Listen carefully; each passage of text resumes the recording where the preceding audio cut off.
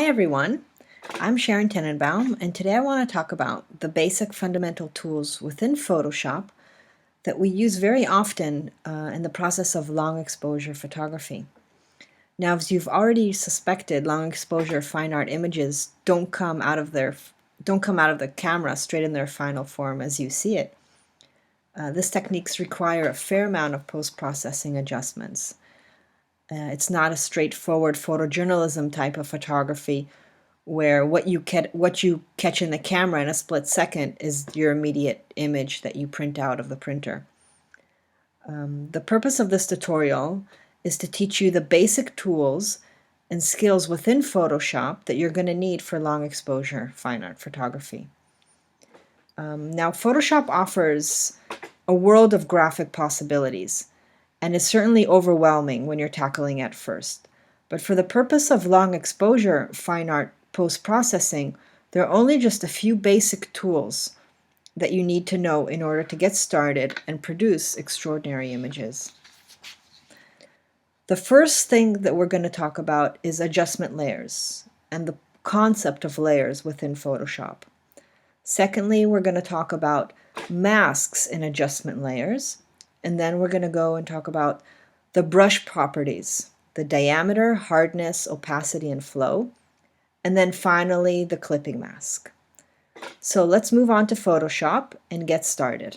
So now I'm in Photoshop and I opened one of my images, and you can see that it appears right here in a thumbnail in something called the layers palette or the layers window. And if you open an image and you don't see that, then you just go to your main menu in the windows and you make sure that the layers is checked off. And to explain what layers are, but I'm going to explain it through adjustment layers, I'm going to turn now to this screen right here. And what adjustment layers are used in Photoshop is for making different types of adjustments to your work without actually doing anything to the original layer. It's very similar to laying down a piece of colored plastic overlay on your work and adding colors to the plastic as you go along. You can see that I'm adding here, I have the cyan, the red, the yellow, the black. They're all on their own individual adjustment layer, so to say, and none of them is affecting the other. But once they're all placed one on top of the other, then I can see it as a whole. So the adjustment layer is easier to understand when you remember the way drafting was done back in the day, when the base map was placed on a large table and then changes and drafting designs were done on translucent sheets that were overlaying the base map. Each sheet was a standalone design that illustrated a specific change in an area or a theme of the drawing, just like each one of these colors can illustrate a different theme or a change to a drawing. And then if a change needed to be made, then we would just go back to a specific theme that we wanted, like the black or the yellow. We could change colors and we won't have to affect the rest of the drawing. So these overlaying translucent sheets are what today in Photoshop we call adjustment layers. By having a standalone layer, you can, in a non-destructive way, always go back and edit changes as you wish. And these edits will only affect the specific adjustment layer. But keep in mind that the order in which layers are stacked will determine their visibility. The layer on the top will always overwrite the layer on the bottom. I'm back now in Photoshop, and I want to demonstrate with the original image that I showed earlier how we use adjustment layers. So my original image appears here in the background layer, highlighted on its layer in its own. And within the layers palette, I have these little small icons at the bottom. And once I hover over the circle one that's half black, half white, then a text will appear that says, create new fill or adjustment layer. And that's what we need. And once I click it, a drop-down menu appears with different options. And you can see here the different available options for adjustment layers, from brightness to contrast, levels, curves, different things that we can do to manipulate our image. I'm going to choose for the demonstration a black and white adjustment layer. And what this does, you can immediately see that it converted my image to black and white. And within this window, in the adjustments palette, which is correlating to the adjustment layer, to the black and white adjustment layer, it goes straight to the default setting of black and white. If you don't like this default setting, you can choose other settings like a blue filter or an infrared filter. This would be similar to actually using these filters on your lens during the time that you've taken the photo. I personally don't like the infrared. I'm just going to choose darker, and you can see that the sliders also changed, because this, what it does is it actually manually changes the colors to give you the default setting or the presets that you want. But you can also do this manually by sliding them. And here you can see the whites popping out very nicely. If I play with the reds, if I play with the blues, you can see the difference in the sky. So this is something for you to explore with. And don't forget that you can always come to the icon, to the adjustment layer, and click the eye, and then the layer is turned off. You can turn it back on by clicking that again. And because it's above my background layer, this is the layer that's going to show once it's on. And something that I want to point is that when you're starting out, don't be afraid to make radical changes to your image. This is a good stage in which you should actually open an image of your own and experiment with adjustment layers. And try to make extreme changes, because when you have an untrained eye, it's easier to see the more extreme changes than the subtle ones. And then with time, you'll train your eye. And remember that you're never affecting your original image that sits on the bottom. You're just affecting, as we said, the sheet that sits above it, the adjustment layer.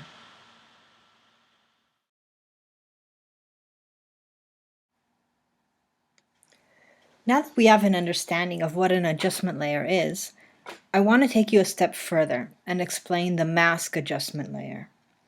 As you noticed with the previous example, when I added the black and white adjustment layer, the whole image was affected by this change. There will be times where you will only want a portion of the image to be affected by the new adjustment layer and not the whole image. And this is where masking comes in. So when you work with a mask adjustment layer, the effect of the mask is similar to what happens when somebody actually wears a mask. As you can see in this image here, this lady is wearing a mask, so we can't see everything that the mask is hiding. We can only see what's behind it. We can see her eyes and we can see the face, but we can't see the portions that the mask is hiding. It's masking it.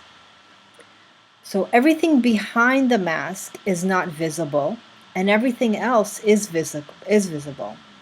That is basically what a mask layer does and how it works. And you can choose to either invert the selection, meaning have everything behind the mask layer visible and everything else not, or you can vary the opacity of the mask layer. To demonstrate how the mask adjustment layer works, I've opened this file as an example. The first thing I want to do is I'm going to add a black and white adjustment layer. I'm going to come to the icon that is right here at the bottom, right click it, and choose black and white. And you can see that the default presets have appeared, and I have a new black and white layer. I can turn it off or turn it on. Now there are two little thumbnails. The thumbnail to the right is actually your mask thumbnail, and for right now I only want you to notice, is it white or is it black? And I'm going to talk about 3 things when you need to notice in your workspace when working with masks. And the first thing, as I mentioned, is the mask thumbnail. Is it white or black? The second thing, within your tools palette, this is your tools palette. If it doesn't appear, you can go to Window and make sure that the tools is ticked on. You have a foreground and background color, black and white. That's the default. If you see any other color, then you can return it to the default by clicking the smaller black and white icon to the top left of the bigger icon. And you can see right now white is the foreground, and if I switch between them on the arrow, black is the foreground and white is the background. So for now, I just want you to notice this. The third thing I want you to notice is when choosing your brush tool, by clicking the B on your keyboard, you can see a circle appeared and the brush is highlighted. You could have just chose that by clicking on the icon itself, but a shortcut is just clicking the B on the keyboard. The brush has 4 properties that I want to discuss, and they are diameter, hardness, opacity, and flow. We can change the diameter of the brush by either moving the slider. You can see that the circle is smaller here. Or I can do it with the bracket key, the square bracket key, by making it larger or smaller. Right now I'm clicking the right bracket key, and now the left one is making it smaller. The second property of the brush I want to discuss is the hardness of the brush, and this is going to mean how fuzzy or not the boundaries of your brush will be. We're going to discuss that more later. The third is the opacity of the brush, how much of what you're going to do is visible and not. And then the fourth is the flow, which can be compared to using an actual real brush and having paint on it, and how much of the paint you're dripping at one point or another.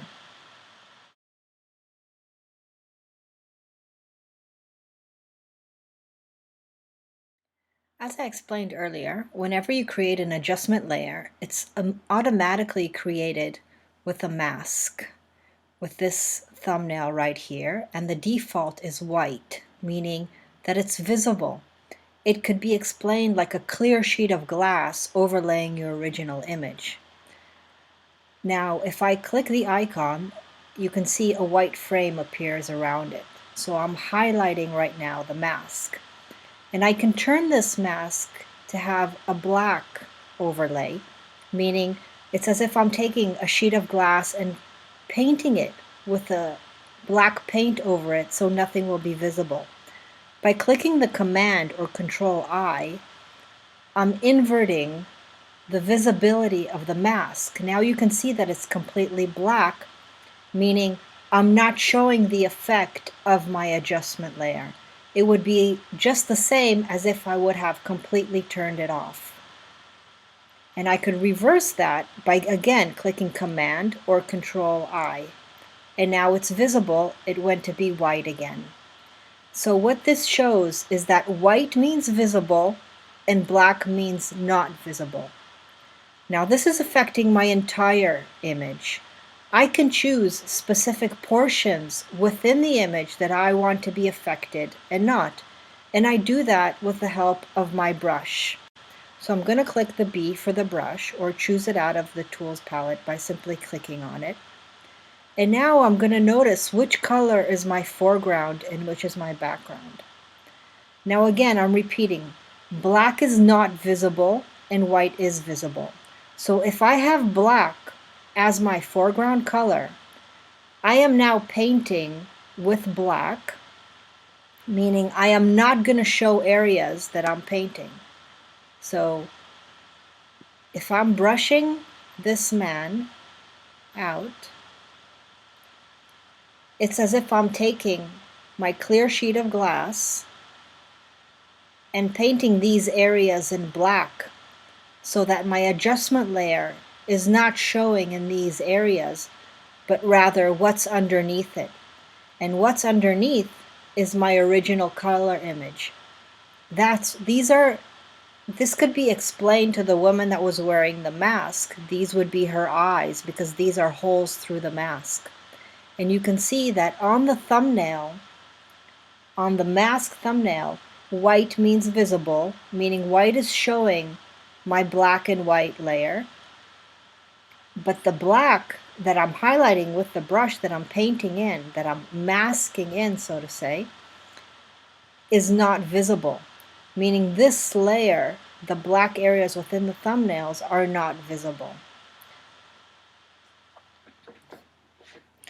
Now, as I mentioned, I can inverse my selection. By clicking the Command or Control I simultaneously, you can see what happened is that the whole thumbnail turned black and only the people that I painted in are white. And what does this mean? Is that the whole background, which is black, is not showing my adjustment layer. It's actually showing what's underneath it. And the white areas that are painted are showing the black and white adjustment layer. So the faces of these people are in black and white. And if I would want to paint more, I would have to now paint with white. So I would change my foreground color to white. And with this, I could make his hat more black and white rather than color and fill him in more. And what I'm doing now is I'm showing more visible areas of my adjustment layers. So I'm actually showing only specific areas I want to be affected with black and white. Now, this concept is one of the more important things to understand with masks, is that white is visible and black is not visible. And in between, there are a lot of shades of gray that are partial visibility, and you can change that with your opacity tool. By changing the opacity here to, let's say, 43%, everything I'm painting now is going to be partially affected. It's not going to have a drastic yes or no visibility, 100% or 0% visibility, but it's going to have different percentages of visibility. And that's where the opacity comes in. I want to now talk a bit about the brush hardness. If you click this drop-down menu of the brush, you can see that the hardness ranges from 0% to 100%. And what that means is that it's going to affect the boundaries of your brush. It's going to look like this. When I choose 100% hardness, then the difference between what I'm masking and what I'm not is very, very distinct. Whereas where it's 0% hardness, then there's a much smoother transition between what I'm masking and what I'm not. So you can see the difference here. So between 0 and 100%, there are a lot of shades in between, or differences in between. You don't have to go from one extreme to another. And I'm going to demonstrate this on, I'm going to go back to this earlier image, and I just opened it. So I'm going to create the black and white adjustment layer, and you can see that the mask is highlighted. If it wasn't, I wouldn't be working on the mask. So you always have to make sure that you have this little frame. You can see right now it's not appearing, but when I click on the mask thumbnail, the frame appears around the thumbnail. And I'm going to choose my brush tool, and I'm going to make sure that I'm on 100% hardness. And I'm going to give it one click. And what you can see is there's a colored circle of purple in the sky where the sky was purple, and you can see the little dark circle on the thumbnail, meaning that because it's black, then it's not showing my adjustment layer. And now I am going to choose 0% hardness, and we're going to see the difference in what it looks like. So right beside it, I have the same circle. I didn't change the size. I'm giving it one click. And you can see that just the core, it's very light, just the core is in color, and then it slowly fuzzes out into the original black and white of the adjustment layer. And just to show you how this inverse works, again, if I want to change my mask and actually have everything else in color and just the circles in black and white, I would choose Command or Control, and then simultaneously press the I button. And you can see now that these circles are in black and white because they're the only ones showing. And I'm going to turn it back. So this was the hardness, and now I'm going to talk a bit about the flow As I mentioned, the flow is the amount of, you should say, ink that's flowing into your painting as if you were using a real brush. And I have it on 100%, but if I would change it to, let's say, 18%, and I'm going to choose 100% hardness just to demonstrate, you can see that it's not showing a lot. I have to click a few times for the effect to come in. Whereas, and even then, it's not so. But if I was to choose 100% flow, with one click, it all shows. So what this is doing is it's actually controlling the amount of influence that you're having with each click of the mouse or your tablet or whatever instrument you're using.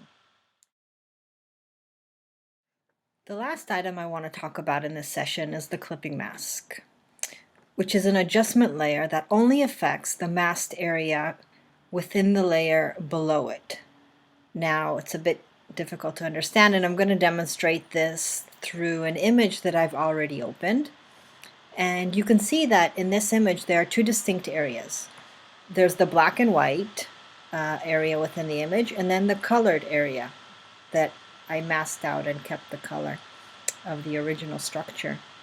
And you can see that within this thumbnail, within the vibrance adjustment layer, I've already created a mask area. It's white, but it's also a bit grayish because I didn't want the vibrancy to affect at 100% opacity. I kind of picked and choose the amount that I wanted. But what I'm going to do now is I'm going to assume that I want to brighten the colored area and only the colored area. And I'm going to brighten the area through a curves adjustment layer.